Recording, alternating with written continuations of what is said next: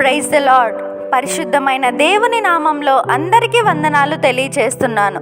ఈ అమూల్యమైన దినము కొరకు ప్రభు అయిన దేవుడు పరిశుద్ధ గ్రంథంలో నుండి మన కొరకు ఇచ్చిన వాగ్దానం సామెతలు 3వ అధ్యాయం 11-12 వచనాలు.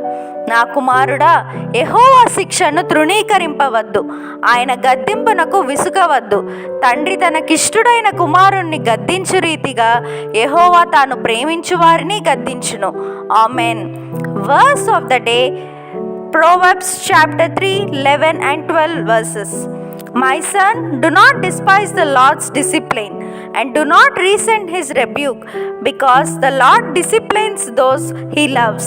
As a father, the son he delights in. Amen. ప్రభు యొక్క కృపా సమాధానాలు మీకు మీ కుటుంబానికి ఎల్లప్పుడూ తోడైండును గాక. ఈ వాగ్దానం విన్న మీ అందరికీ ప్రియమైన యేసునామంలో శుభములు తెలియచేస్తున్నాను. May God bless you and give you the desires of your heart and make all your plans succeed. Amen.